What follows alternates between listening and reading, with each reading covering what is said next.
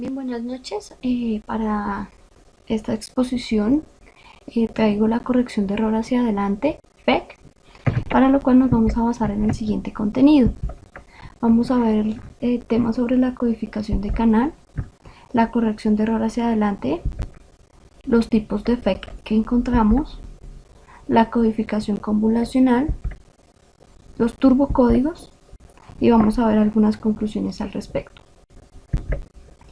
En cuanto a la codificación del canal, al transmitir un mensaje, este se puede ver afectado por el ruido, la distorsión, la no linealidad del sistema y otros efectos que se dan en el medio de comunicación.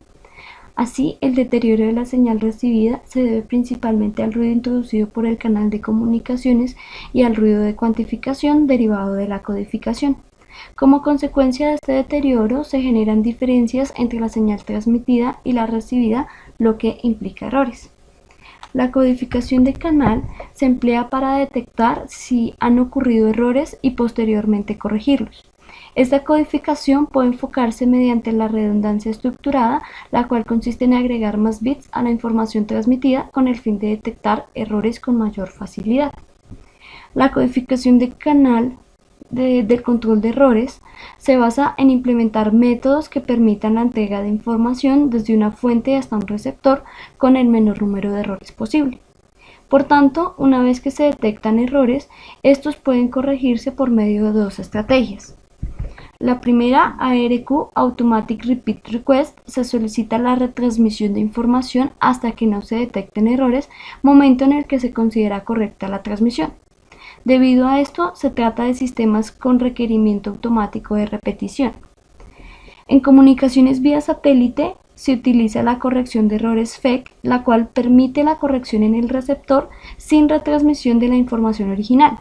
Es decir, se utilizan sistemas en tiempo real donde no se puede esperar la retransmisión para mostrar los datos.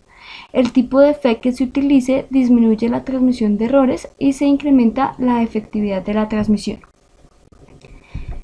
En cuanto a la corrección de errores hacia adelante, podemos decir que el error lo detecta y lo corrige el propio receptor. Esto se da gracias a la redundancia de bits en el código transmitido. Además, estos códigos son utilizados principalmente en el caso que no exista un canal de retorno, como es el caso de la difusión. Esta estrategia recibe el nombre de corrección de errores sin retorno. Por lo general, son los sistemas simplex en los que la transmisión de la información se da únicamente de transmisor a receptor los que ocupan FEC para el control de errores, aunque también varios sistemas de comunicación half duplex o full duplex han llevado a la práctica este tipo de estrategia controladora de errores. FEC es una técnica de corrección de errores hacia adelante, una estrategia de control de errores en la que se utilizan esquemas de codificación que son capaces tanto de detectar como de corregir errores en un proceso de transmisión de información. La codificación FEC es un sistema de control de errores que añade en la transmisión una trama de redundancia a una trama de datos para corregir en la recepción errores originados por el medio, ruido e interferencias, como lo mencionábamos anteriormente. Un FEC mayor puede incrementar el régimen binario de transmisión y así se incrementa también el retardo en la recepción del mensaje.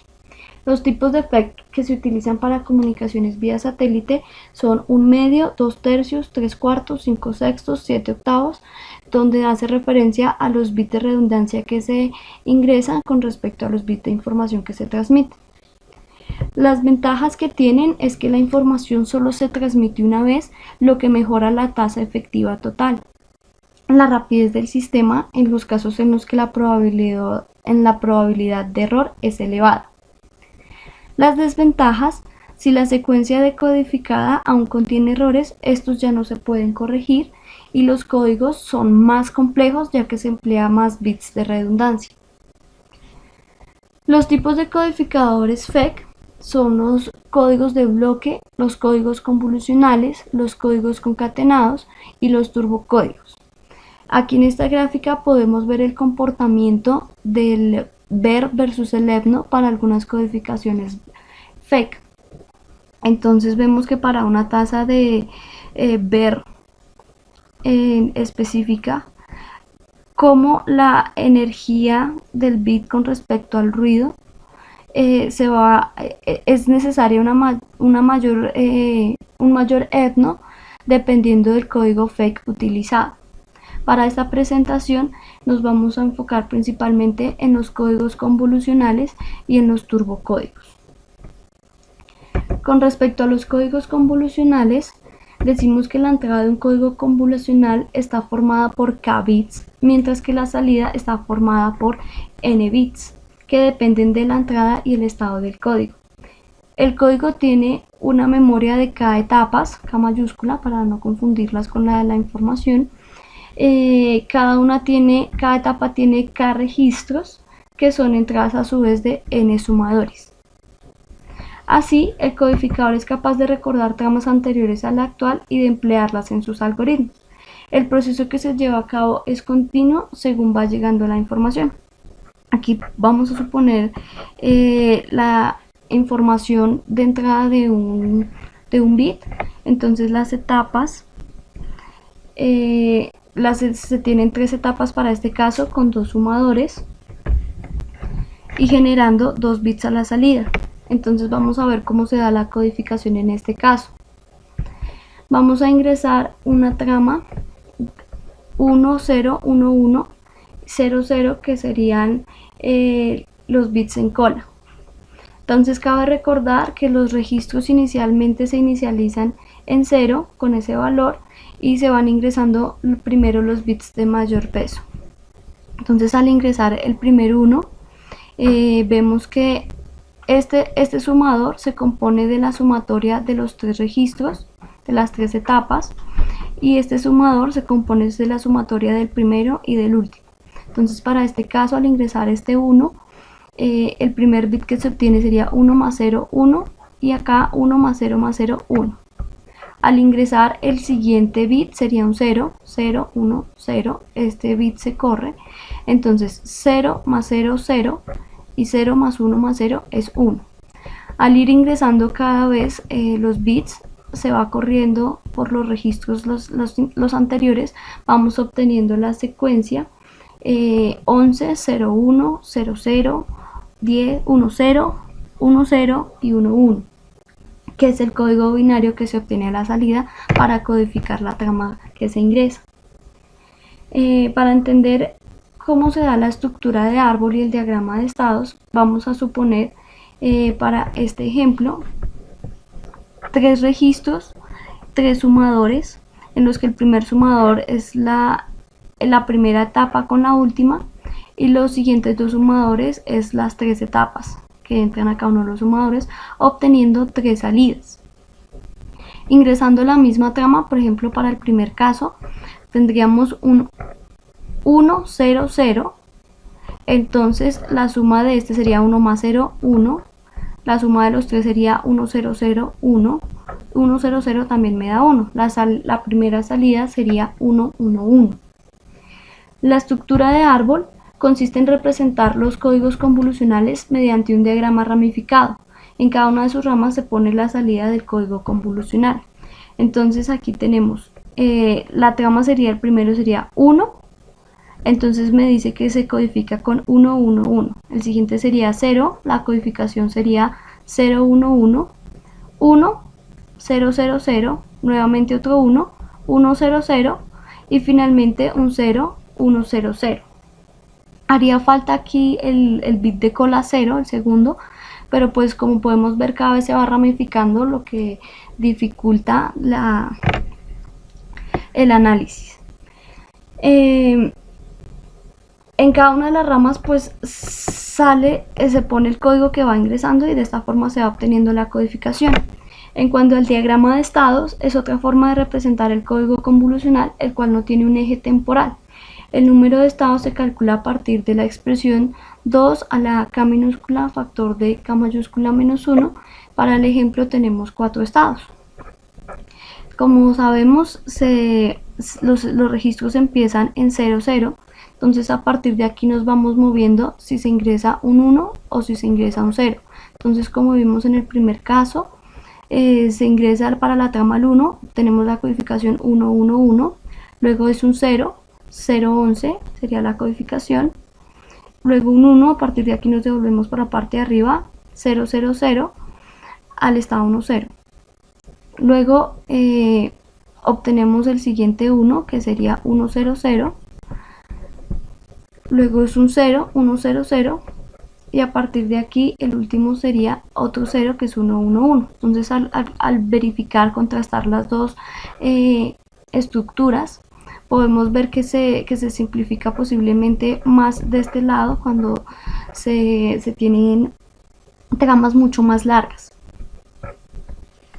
El diagrama de Trellis, por su parte, combina la claridad del diagrama de estados con el eje temporal de la estructura de árbol.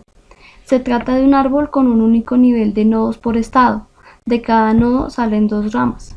Entonces, para la codificación del diagrama anterior, con una trama 1011100 como código bits de cola, el resultado sería el siguiente. Entonces analicémoslo en el diagrama de estados. Empiezo en 00, al ingresar un 1 codifico con 111, que sería la primera trama de acá. Al estar aquí ingresar un 0, tenemos el 011, vamos acá, luego vamos un 1, 000, luego vamos otro 1, 100, otro 1, 011, otro 1, 011, volvemos al mismo estado, el 0 nos devuelve al 100. Aquí en el diagrama de Trellis vemos que aquí tenemos como los mismos estados. Entonces, estando acá en el 11, este es el camino que se escoge cuando entra el primer bit. Entonces, al entrar el primer bit, nos movemos por esta. Luego va un 0, entonces salta al siguiente estado 01, entonces codifica con el 011. Aquí codifica con el 1, entonces nuevamente se regresa a este estado. Luego ingresa otro 1, entonces utiliza el 011. Aquí, como ingresa un nuevo 1, utiliza el 011 nuevamente. Aquí utiliza el 100, ya que ingresa un 0, y finalmente el último 0 se codifica por 111, que es exactamente el mismo resultado que obtuvimos en el diagrama de estados. Creo que aquí me hizo falta el 100, pero bueno, la idea es esa. En cuanto a la decodificación, existen dos tipos de decodificación, que es la secuencial, que puede trabajar con códigos de palabras de gran longitud, en la que cuanto mayor sea la relación señal-ruido, el decodificador tiene que probar más opciones. La duración del proceso de decodificación es variable. La más utilizada es la decodificación Viterbi, que es el segundo tipo. Se trata de una decodificación óptima porque no existe un camino con mejor métrica que el camino decodificado. La duración del proceso de decodificación es fija. La decodificación por medio del algoritmo Viterbi se puede realizar de dos formas, hard y soft. Se diferencian en la métrica empleada, es decir, la distancia de bits en el primer caso y la distancia euclídea en el segundo. Para el caso hard, la señal recibida se cuantifica en dos niveles. Se escoge el símbolo más cercano de la secuencia recibida y se calcula el número de bits en que se diferencia dicho símbolo de los posibles símbolos. Por ejemplo, para el caso en el que se reciba un símbolo de 2 bits 11, este se compara con los posibles símbolos que se pueden dar con 2 bits 00, 01, 11 y 10. Tras comparar las diferentes secuencias, se concluye que la menor distancia es 11, o sea que estaría bien codificado, y la mayor distancia sería 00, ya que son 2 bits los que se cambiaron. Para el caso soft, la señal recibida se cuantifica en 3 niveles, ya que no solo se informa sobre la decisión de si se trata de un 1 o de un 0, sino que también se indica la probabilidad de que dicha decisión sea correcta.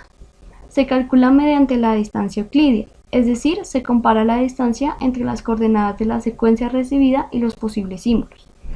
Por ejemplo, para estas coordenadas recibimos el símbolo A, y calculamos las diferentes distancias con respecto a los posibles símbolos.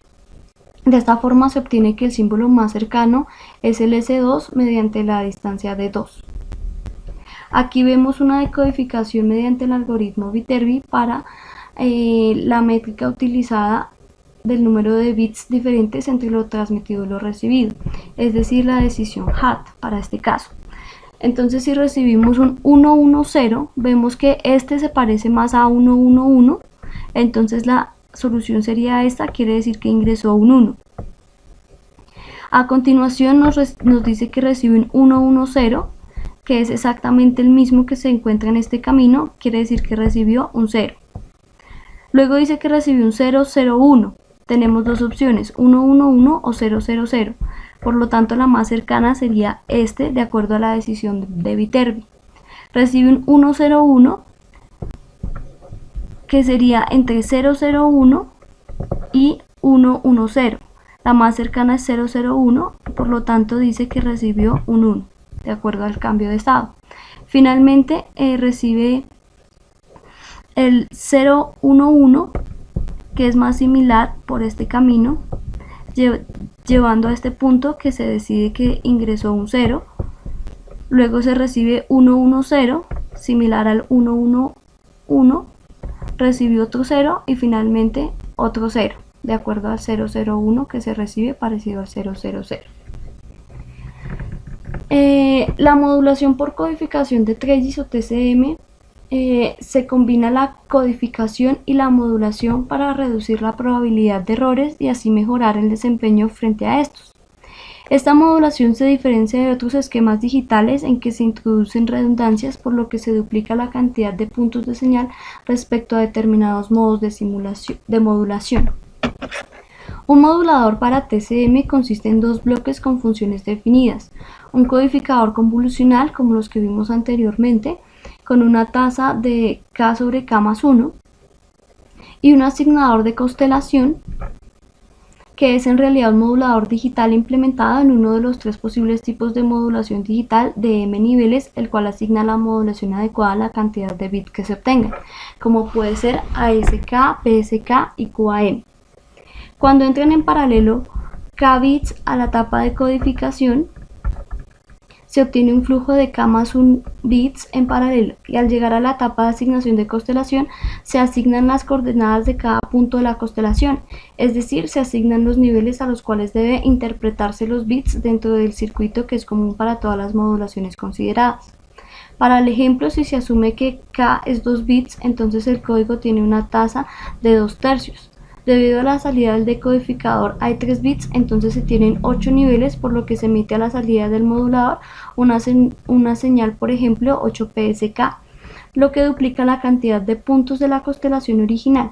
Esto puede interpretarse como una actualización del sistema en la cual se toma un tipo de señal y se obtiene otra con mayor número de puntos, lo que incrementa la tasa de bits, aunque la tasa de símbolos siga siendo la misma. En cuanto a los turbocódigos, es evidente que hasta el momento nos hemos centrado en una clase de códigos convolucionales que se denominan no sistemáticos no recursivos. Sin embargo, los turbocódigos utilizan en su estructura códigos convolucionales que son sistemáticos y recursivos. Más adelante veremos cuál es esta definición. Los turbocódigos presentan un comportamiento extraordinario, ya que se encuentran muy cerca del límite de capacidad de Shannon, como lo veíamos en una gráfica posterior. Debido a esto, actualmente se pueden encontrar en multitud de aplicaciones de comunicaciones espaciales, aunque también en estándares UMTS, WLAN, televisión digital, entre otros. Los turbocódigos son una familia de código concatenados o unidos en paralelo. La creación de los mismos parte de un conjunto concreto de códigos básicos denominado códigos constituyentes, formándose una palabra código de salida a partir de los bits de redundancia de cada uno de los códigos constituyentes. Un ejemplo de lo que significa la concatenación en paralelo puede ser el de imaginar que se está transmitiendo la misma información en dos lenguas distintas simultáneamente. La transmisión de un mismo mensaje con distintas codificaciones de forma simultánea puede facilitar el proceso de detección y corrección de errores en el receptor de manera decisiva. Los códigos constituyentes de los turbocódigos son códigos convolucionales. De los estudios realizados se desprende que los códigos constituyentes que proporcionan mejores prestaciones son los códigos convolucionales recursivos y sistemáticos, los cuales son códigos convolucionales realimentados. Es decir, la entrada al registro de desplazamiento del codificador no solo depende del bit de entrada, sino que también es función del contenido de dicho registro. Aquí en la figura vemos un ejemplo de un codificador recursivo y sistemático. en el que la entrada a los sumadores no solamente hace referencia a los bits de entrada, sino a la salida de los registros y se da una realimentación. Los códigos constituyentes en los turbocódigos se concatenan en paralelo por medio de entrelazadores. Esto significa que los bits se toman en grupos de una cierta longitud, proporcionando a cada codificador constituyente una permutación distinta de cada grupo. Barajando la información a la entrada de cada codificador, se pretende crear dependencia entre bits no consecutivos, dando a cada bit capacidad de corrección sobre otros bits alejados del mismo. Cabe observar que cada canal entrelazado facilita al decodificador la corrección de ráfagas de errores, a la vez que disminuye la tasa de errores que aparecen distribuidos de forma aleatoria. Aquí en esta figura vemos un ejemplo de un codificador de turbocódigos en los que la secuencia entra por acá, se da el entrelazado, que es como una especie donde se barajan los bits, y luego sí se hace el proceso de codificación. El papel que juega el entrelazador en la estructura es importante, pudiendo variar mucho las prestaciones del subsistema según el tipo de entrelazador. Las prestaciones de un subsistema mejoran aumentando el tamaño del entrelazador. La decodificación de los turbocódigos no responde a un único algoritmo de decodificación. En el proceso de codificación de códigos concatenados, dos o más decodificadores constituyentes suelen pretender tomar una decisión sobre una misma información recibida. La decisión final debe tomarse a partir de las decisiones de los codificadores constituyentes y alguna información adicional que permita discriminar entre ellas. En este sentido, algunos de los algoritmos propuestos se basan en modificaciones sobre el algoritmo de Viterbi con la intención de obtener a la salida del decodificador algún tipo de información de fiabilidad, además del símbolo decodificado. Aquí se ve el esquema de un decodificador de turbocódigos. Para la decodificación se utilizan algoritmos que hacen uso de la máxima probabilidad a posteriori. En estos algoritmos, el decodificador proporciona a la salida la secuencia de distribuciones de probabilidades a posteriori de los símbolos de información. Es decir, sin forzar decisión alguna, facilita la información más completa posible sobre el conjunto de palabras código para cada palabra recibida después de haber recibido toda la secuencia. La decodificación por medio de algoritmos basados en la máxima probabilidad a posteriori es óptima si se conoce la probabilidad a priori asociada a cada palabra código.